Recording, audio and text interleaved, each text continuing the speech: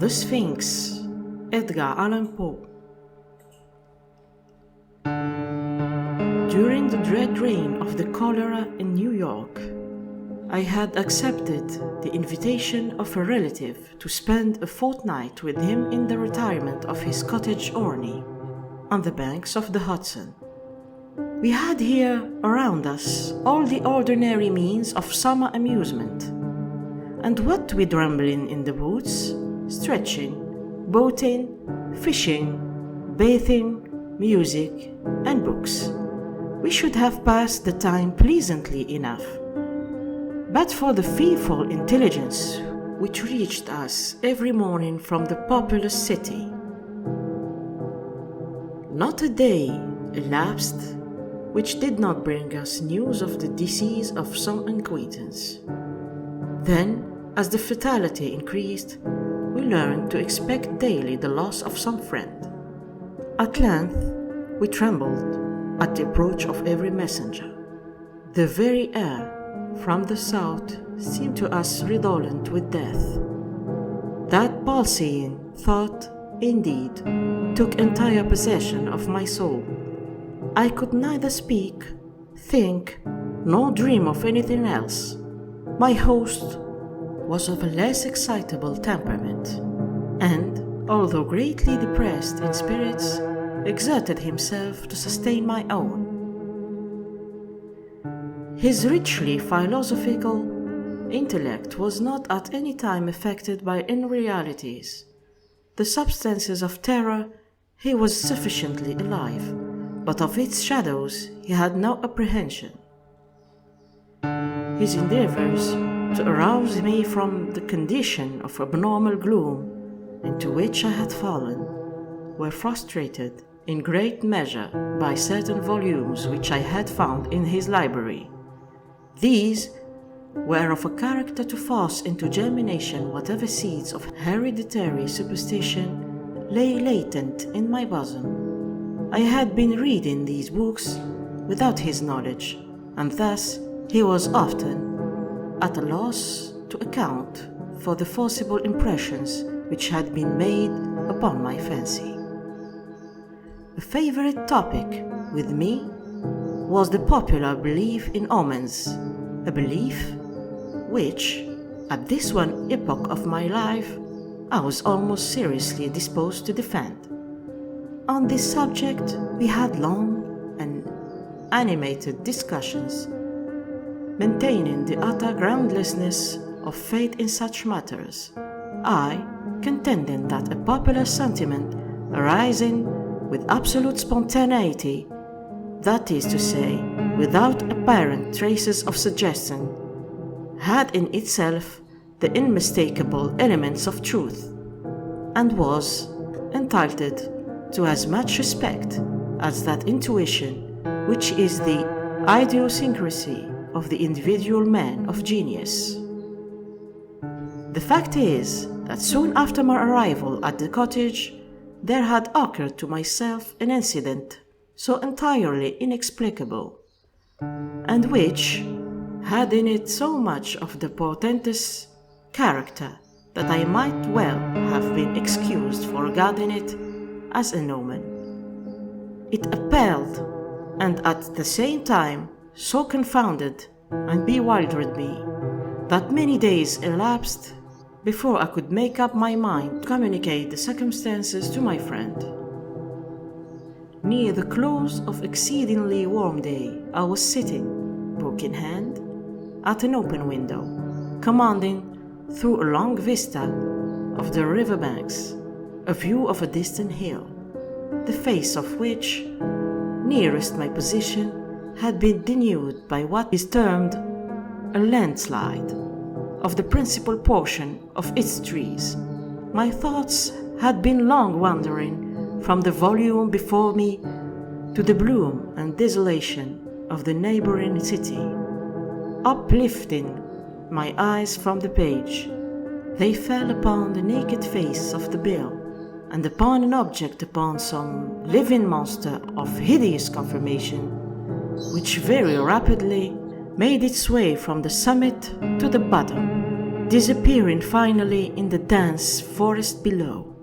As this creature first came in sight, I doubted my own sanity, or at least the evidence of my own eyes, and many minutes passed before I succeeded in convincing myself that I was neither mad nor in a dream. Yet, when I described the monster, which I distinctly saw and calmly surveyed through the whole period of its progress, my readers, I fear, will feel more difficulty in being convinced of these points than even I did myself. Estimating the size of the creature by comparison with the diameter of the large trees which it passed, the few giants of the forest which had escaped the fury of the landslide, I concluded it to be far larger than any ship of the line in existence. I say ship of the line because the shape of the monster suggested the idea the hull of one of our 74 might convey a very tolerable conception of the general outline. The mouth of the animal was situated at the extremity of a proboscis, some 60 or 70 feet in length, and about as thick as the body of an ordinary elephant. Near the root of this trunk was an immense quantity of black shaggy hair, more than could have been supplied by the coats of a score of buffaloes, and projecting from this hair downwardly and literally sprung two gleaming tusks, not unlike those of the wild boar, but of infinitely greater dimensions, extending forwards, parallel with the proboscis, and on each side of it was a gigantic staff, 30 or 40 feet in length, formed seemingly of pure crystal, and in shape of perfect prism. It reflected the most gorgeous manner the rays of the declining sun. The trunk was fashioned like a wedge, with the apex to the earth. From it there were outspread 2 pairs of wings, each wing nearly 100 yards in length, one pair being placed above the other, and all thickly covered with metal scales, each scale apparently some 10 or 12 feet in diameter. I observed that the upper and lower tiers of wings were connected by a strong chain, but the chief peculiarity of this horrible thing was the representation of a death's head, which covered nearly the whole surface of its breast, and which was as accurately traced in glaring white upon the dark ground of the body as if it had been there carefully designed by an artist. While I regarded the terrific animal, and more especially the appearance on its breast, with a feeling of horror, and with a sentiment of forthcoming evil, which I found it impossible to quell by any efforts of the reason, I perceived the huge jaws at the extremity of the proboscis suddenly expand themselves, and from them there proceeded a sound so loud and so expressive of woe that it struck upon my nerves like a knell, and as the monster disappeared at the foot of the hill, I fell at once fainting to the floor. Upon recovering, my first impulse, of course, was to inform my friend of what I had seen and heard, and I can scarcely explain what feeling of repugnance it was which, in the end, operated to prevent me. At length, one evening, some 3 or 4 days after the occurrence, we were sitting together in the room in which I had seen the appearance, I occupying the same seat at the same window, and he lounging on a sofa near at hand. The association of the place and time impelled me to give him an account of the phenomenon. He heard me to the end, at first laughed hurriedly, and then lapsed into an excessively grave demeanor, as if my insanity was a thing beyond suspicion. At this instant, I again had a distinct view of the monster, to which, with a shout of absolute terror, I now directed his attention. He looked eagerly, but maintained that he saw nothing, although I designated minutely the course of the creature as it made its way down the naked face of the hill.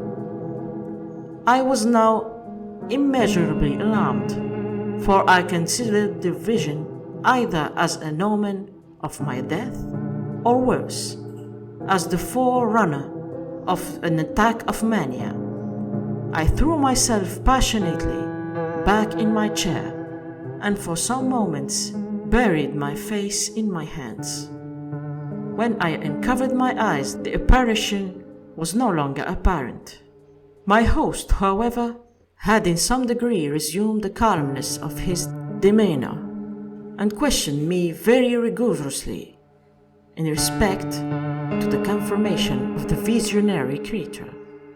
When I had fully satisfied him on his head, he sighed deeply, as if relieved of some intolerable burden, and went come to talk with what I thought a cruel calmness of various points of speculative philosophy, which I had herefore formed subject of discussion between us.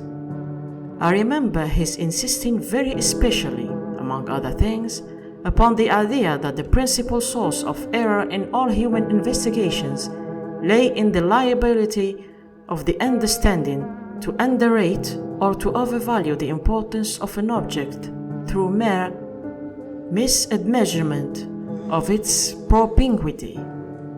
To estimate properly, for example, he said, the influence to be exercised on mankind at large by the thorough vision of democracy, the distance of the epoch at which such diffusion may possibly be accomplished, should not fail to form an item in the estimate.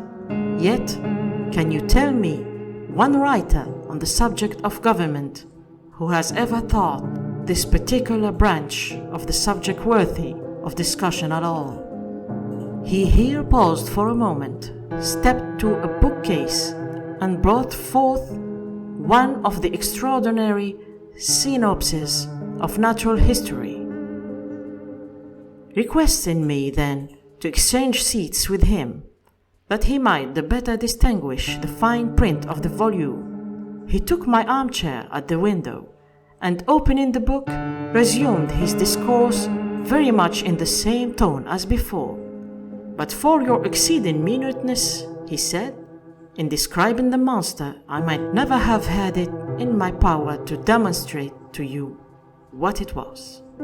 In the first place, let me read to you a schoolboy account of the genus Sphinx, of the family Crepuscularia, of the order Lepidoptera, of the class of Insecta, or insects.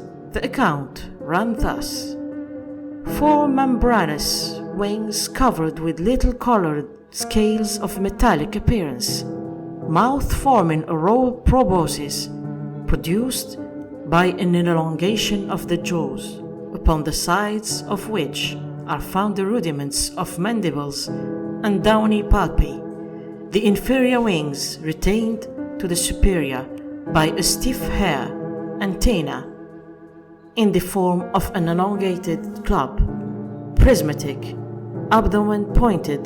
The death's-headed Sphinx has occasioned much terror among the vulgar, at times by the melancholy kind of cry which it utters, and the insignia of death which it wears upon its corslet.